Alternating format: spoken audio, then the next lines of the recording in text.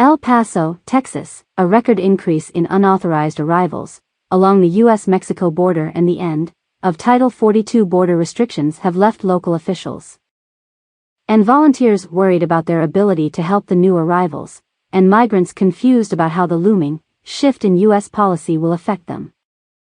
This week, Border Patrol processed more than 10,000 migrants each day across the southern border, setting all-time records for 24-hour periods, a senior Department of Homeland Security official told News.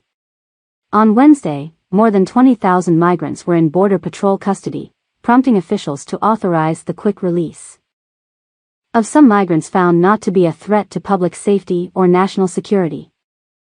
U.S. officials have attributed the sudden jump in migrant crossings to the fast-approaching end of the Title 42 pandemic-related restrictions.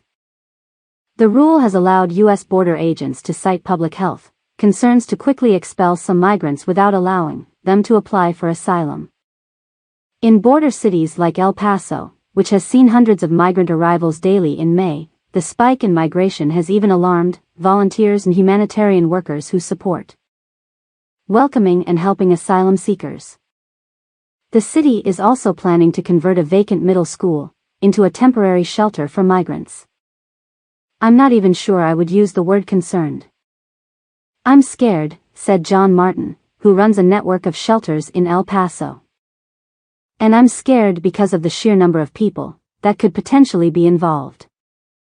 It's difficult to prepare for the unknown, he added, speaking inside a makeshift tent encampment that is staff at the Opportunity Shelter for the Homeless, set up to house migrants who could not be accommodated in their overcapacity shelters. Confusion and anxiety among migrants on both sides of the U.S.-Mexico border was also palpable amid a web of complicated and constantly changing U.S. policies.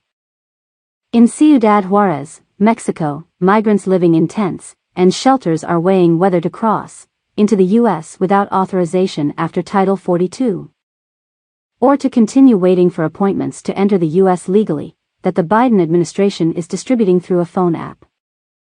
Syra Hernandez, who left Nicaragua with her 8-year-old daughter 5 months ago, said she was expelled to Mexico after trying to seek asylum in the U.S. She said the end of Title 42 could be beneficial, but also noted she fears being deported if she tries to cross into the U.S. again.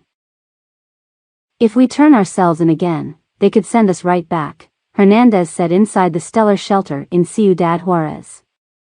The first time I was sent back to Mexico, I felt desperate. I was in a country I did not know with a child. Hernandez's concerns are justified.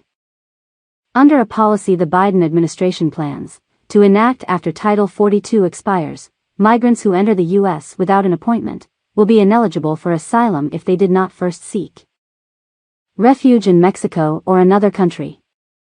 Migrants like Hernandez could face deportation to Mexico, which has agreed to accept Cuban, Haitian, Nicaraguan and Venezuelan deportees from the U.S.